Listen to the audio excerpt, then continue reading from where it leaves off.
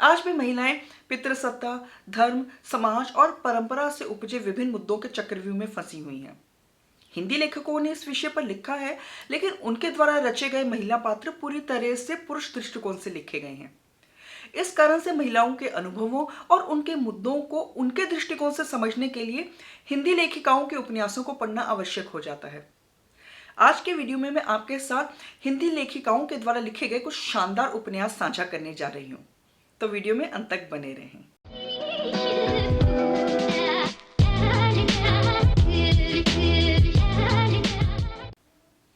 नमस्कार, स्वागत है आपका मेरे चैनल पर, जहां पर मैं किताबों से संबंधित वीडियोस बनाती हूं।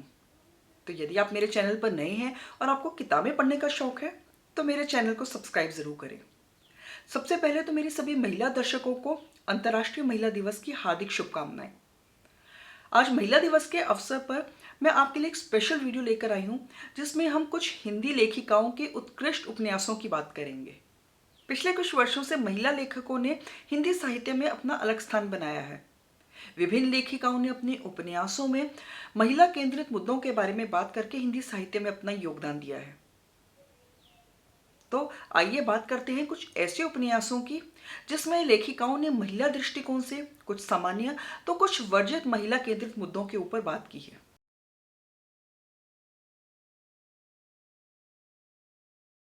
सबसे पहली किताब है मनु भंडारी द्वारा लिखित आपका बंटी। 1971 में प्रकाशित यह किताब एक ऐसा बेजोड़ उपन्यास है जिसके बिना 20वीं सदी के उपन्यासों की चर्चा अधूरी रह जाएगी। हिंदी की लोकप्रिय किताबों में इसका एक अलग ही स्थान है।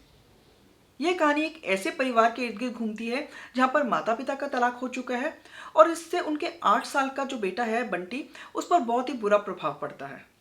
बंटी अभी यह समझने के लिए बहुत छोटा है कि तलाक क्या होता है।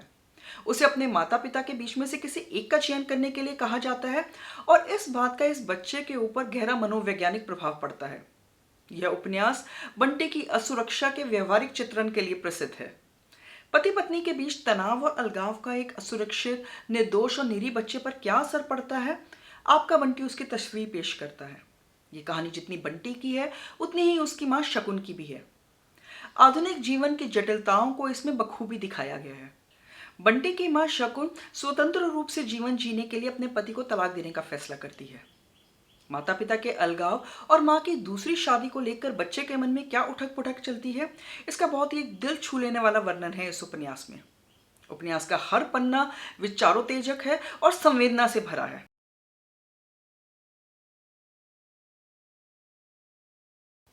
अगला उपन्यास है कृष्णा सोपती द्वारा लिखित मित्रों मरजानी। मित्रों मरजानी एक ऐसा उपन्यास है जो अपने अनूठे कथा शिल्प के कारण हिंदी साहित्य में अपनी अलग जगह रखता है और इसी वजह से यह काफी चर्चा में भी आया। कहानी का मुख्य पात्र है सुमित्रावंती उर्फ मित्रो। मित्रो एक अभूतपूर्व पात्र है।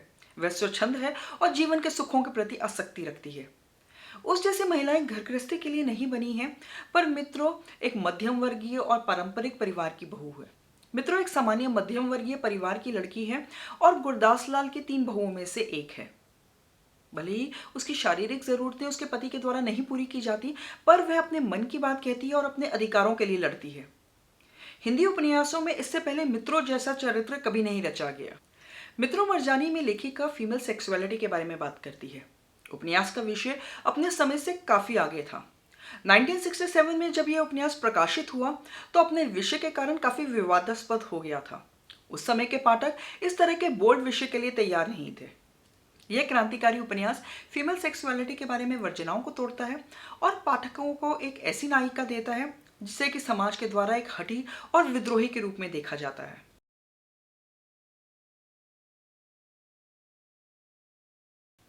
अगला उपन्यास है अनुशक्ति सिंह द्वारा लिखित शर्मिष्ठा। अनुशक्ति सिंह ने पौराणिक अतीत में से एक महिला पात्र को चुनकर एक रोचक और पठनीय उपन्यास लिखा है। हालांकि मैं महाभारत का इतिहास जानती हूँ, लेकिन मुझे शर्मिष्ठा के बारे में कुछ ज्यादा जानकारी नहीं थी। शर्मिष्ठा के चरित्र को एक जीवनी पर एक उपन्यास के माध्यम से प्रकाश में लाने का एक सार्थक प्रयास किया है अनुशक्ति सिंह ने। राक्षसों के गुरु शुक्राचार्य की पुत्री देवयानी घमंडी, महत्वाकांक्षी और ईर्ष्यालु थी। देवयानी के समक्ष असुरराज वृषपर्वा की पुत्री राजकुमारी शर्मिष्ठा सर्वगुण संपन्न होते हुए भी अपने निश्चल व्यक्तित्व के कारण राजकीय जीवन और स्वतंत्रता हार जाती है और उसे देवयानी की दासी बनकर रहना पड़ता है। शर्मिष्ठा के जीवन के संघर्ष को बहुत ही सुंदर शब्दों में पिरोया गया है इस उपन्यास में। शर्मिष्ठा सभी महिलाओं के दर्द, पीड़ा, प्रेम और दमन का प्रतिनिधित्व करती है, चाहे वह उस युग में हो या वर्तमान युग में। यदि आप एक ऐसे उपन्यास की तलाश में हैं जो आपको केवल मनोरंजन नहीं देता है बल्कि आपसे प्रश्न भी करता है और आपको सोचने पर मजबूर करता है, तो आपको यह उपन्यास अवश्य पढ़ना चाहिए।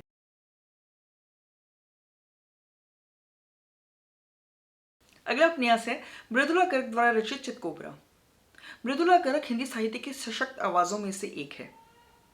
चितकोबरा हिंदी साहित्य के बहुचर्चित और विवादास्पद उपन्यासों में से एक है। 1979 में प्रकाशित इस उपन्यास ने हिंदी साहित्य जगत में एक तूफान ला दिया था। एक विवाहित महिला का चित्रण जो एक स्कॉटिश मिशनरी पुजारी के साथ विवाहित संबंध रखती है, इसे अनुचित माना गया। यह उपन्यास 1982 तक प्रतिबंधित रहा। चितकोबरा उपन्यास की नायिका मनु एक विवाहिता स्त्री है और 2 बच्चों की मां भी है।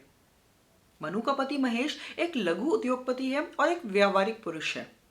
मनु के मन में यह प्रश्न बार बार उठता है कि क्या महेश उसे प्यार करता है, लेकिन महेश मनु से प्रेम नहीं करता।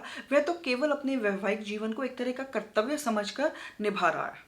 मनु एक थिएटर ग्रुप से जुड़कर पादरी रिचर्ड के संपर्क में आती है और रिचर्ड का उसके जीवन में प्रवेश उसको एहसास दिलाता है कि प्रेम वास्तव में क्या है। रिचर्ड का उसके जीवन में प्रवेश उसके जीवन के प्रति दृष्टिकोण को ही बदल देता है। मनु और रिचर्ड साल में बहुत कम मिलते हैं, लेकिन दूर रहकर भी वे एक ही हैं।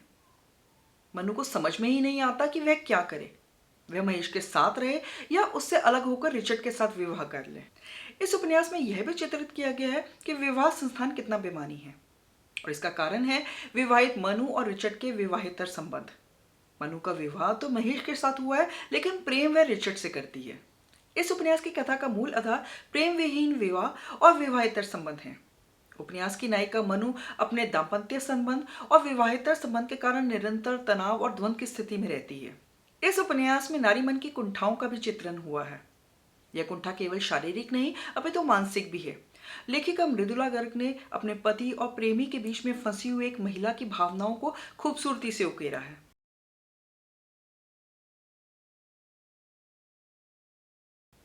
और अंतिम किताब है अमृता प्रीतम द्वारा लिखित कोरे कागज।